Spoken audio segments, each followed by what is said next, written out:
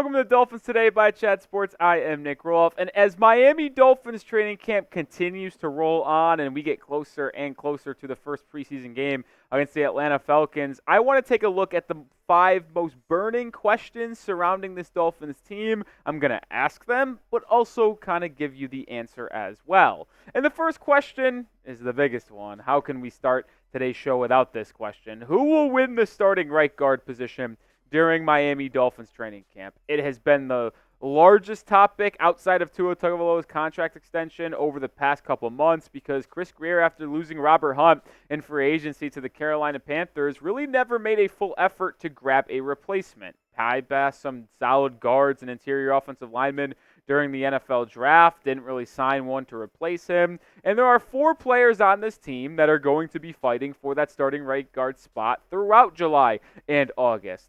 Jack Driscoll, Robert Jones, Liam Eichenberg, and Lester Cotton. We've often talked about how Robert Jones is likely the starter if the season started today, with Eichenberg being the backup center, Cotton, who's been someone that is an experienced interior offensive lineman, but Driscoll, entering the 4th year of his career, has played right guard before, which is why I actually think that he is going to win the battle. I've kind of changed my mind and went in that direction. I've had Jones slated as a starter, but my personal prediction, it will be Jack Driscoll, because you saw those numbers on screen just a second ago.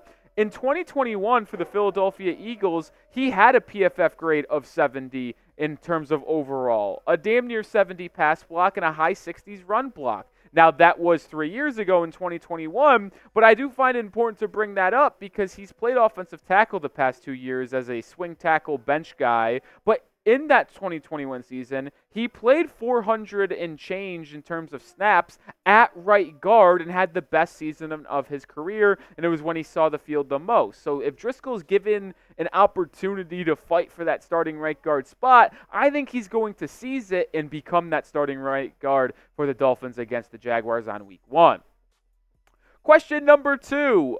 Are you/am I concerned about the Dolphins with Tua Tagovailoa beginning camp holding in over the contract disputes? I'll say this. It's not great, Jim. It just isn't, because no matter how you want to slice it, is it better than him holding out completely? Absolutely. Is it an issue holding in? Well, he started participating in 7-on-7 drills, was working with team or specific player positional drills as well, but not working in full 11-on-11 drills is not the best thing because you are not getting the right start, if you will, in terms of rapport and chemistry. Like, yeah, Tua, Tyreek, Jalen Waddle, they all played together last season and over the past 2 years, but with the aspirations this Dolphins team has for this upcoming season, you need to get off to a hot start. The schedule in the first 8 weeks, 8 games, is far, far easier than the final 9 or 10 games for the Miami Dolphins. So you're going to need to start this year 7-1, 6-2, 8-0. Like, I'll be honest, guys. If the Dolphins are not 6-2 or better after the first 8 games of the season, this year might get off the rails for Miami. They need to get off to a hot start. I believe they will, but Tua not participating in 11-on-11 drills early in camp does not help that cause. So let me know your thoughts on the matter. Are you concerned about Tua holding in at the beginning of camp and potentially slowing the start for the Miami Dolphins offense? Type Y for yes or type N for no. It's a legit question, so let me know your thoughts on it.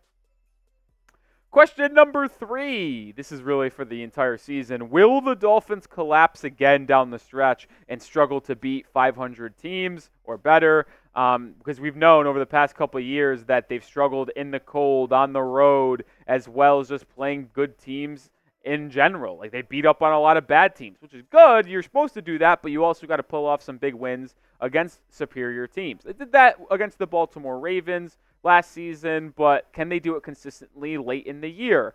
We talked about this on our Tuesday live show a weekend ago, but Thanksgiving against the Green Bay Packers will tell me a lot about this team. A late Thursday night game in late November on the road in frigid temperatures in a very difficult place to play against a team that plays physical, is expected to make the playoffs this year if they stay healthy, and is young and ascending with a good head coach in LaFleur. Like, if the Dolphins could go on the road and beat the Packers on Thanksgiving night in cold temperatures, that will tell me this team has a different mindset and a different aura, if you will, about them. And I do want to take this into a larger picture because we've talked about how the Dolphins' schedule down the stretch of the year is tough. It really is, man. After the first 8 weeks, I told you, it is tough, man. You play in Buffalo in Week 9, in Los Angeles Week 10. That's not a cold game, but that's a solid team on the road in a primetime matchup. Then you got a couple easy ones, supposedly on paper at least, against the Raiders and Patriots at home, but then here comes the gauntlet. In Green Bay, that game that tells me a lot.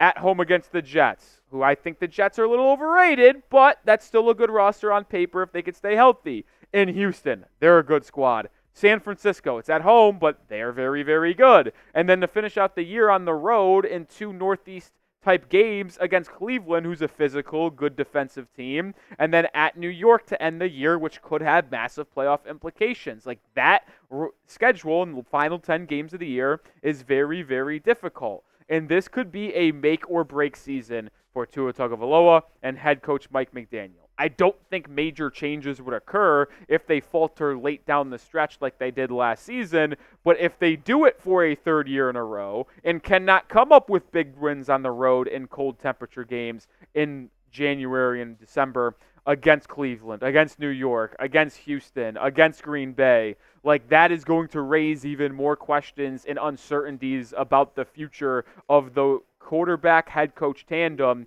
and that's not a good thing. So I do think it would be nice to see these Dolphins finally break that trend, get that concern out of the way, and win some tough games on the road in December and January.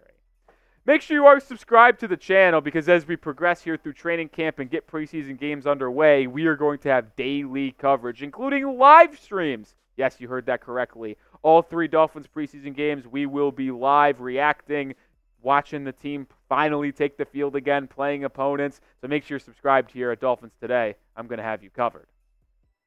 Question number 4. Will both Jaelan Phillips and Bradley Chubb be healthy for the Week 1 matchup against the Jacksonville Jaguars? Well, we know Jaelan Phillips and Bradley Chubb are working back from major injuries. Phillips, a torn Achilles he suffered on Black Friday in MetLife Stadium last year, and then Bradley Chubb, who hurt his knee at the end of last year just before the playoffs. They both started the training camp on the PUP list. Now, they can get elevated any time, and that kind of tells you that it's rather to be put on the PUP list before training camp than put on the PUP list after practices begin.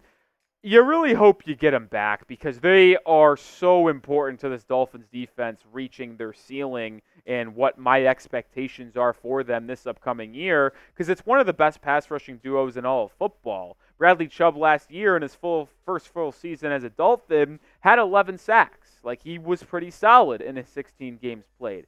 Jaelan Phillips was on pace to have a career year. He only played in 8 games before that Achilles injury, and he was on pace to have about 13 sacks, 22 QB hits, 14 TFLs, and 86 tackles. Like, I know it's on pace, and it doesn't actually ever come to fruition, but he was having a career year before he went down, and these two, when healthy, opposite each other's, are giving opposing quarterbacks nightmares and opposing offensive coordinators the Sunday scaries because they're just concerned about how their quarterback's going to get lit up from the outside. Oh, and then guess what? You also have Zach Sealer and Calais Campbell coming from the inside. Oh, boy. Yeah, if these two are healthy, the Dolphins' pass rush will be absolutely elite.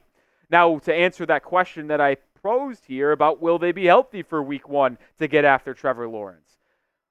Healthy is a interesting term to use. Will they be available for the Week 1 game? I actually think they both will. I think Phillips will be ready to go. We've seen him working on fast twitch lateral movements on his Instagram story with 6 weeks to go until Week 1. I think he'll be ready. I think Bradley Chubb will also be ready as well. I just don't know if they're going to be 100,000% to go. And it could be something where they are constantly banged up throughout the year and playing at 75, 80%, which it's unfortunate to say this, but that's just the nature of the National Football League. If you're not hurt, if you're not feeling sore and bruised up, then you're probably not playing a lot of football on Sundays. So to me, I think they'll both be ready and active in week 1. If I had to project it, I would say that. I just don't know if they're going to be 100% healthy and ready to go. But let me know, will Bradley Chubb and Jaelan Phillips both play in week 1 against the Jags? Type P if you think they will play. Type W if you think they won't. I'm being an optimist. I'm going P. Final question. What is the ceiling of the Miami Dolphins during this upcoming season? I think it's AFC East or bust, folks. I do. This roster is just way too talented. And I know people and some Dolphins fans are even skeptical of the matter due to Mike McDaniel and Tua not really finishing strong down the stretch of the season over the first 2 years they've been together. But with this roster, with the Buffalo Bills roster taking a step back, Aaron Rodgers coming back from an Achilles injury, the Patriots not being ready to compete right now, like, this is the time that Miami needs to take a stranglehold on the division. This could be a division that Miami runs and wins for the next 2 to 3 seasons consecutively here. I really think it's the time for them to show up, prove the haters wrong, which there are many, go out, win the division, get home field advantage for a playoff game, hopefully win that. If they're able to win a division and win the AFC East, home playoff game and win that, even if they lose in the divisional round or the AFC Championship game, I'm not going to call it a disappointing season because we just have not seen enough success to call a division title and a playoff win a bad season. But I do think this roster has the capability of making a run if they could stay healthy. All right, that's going to do it for today's show. Make sure you're following me over on Twitter because as training camp continues to roll on, I'm going to have training camp news, highlights, circulating on my feed. So if you want to stay up to date on the Miami Dolphins, obviously be subscribed, but also follow me over on Twitter. As always, we'll see you tomorrow with another video. Go Fins.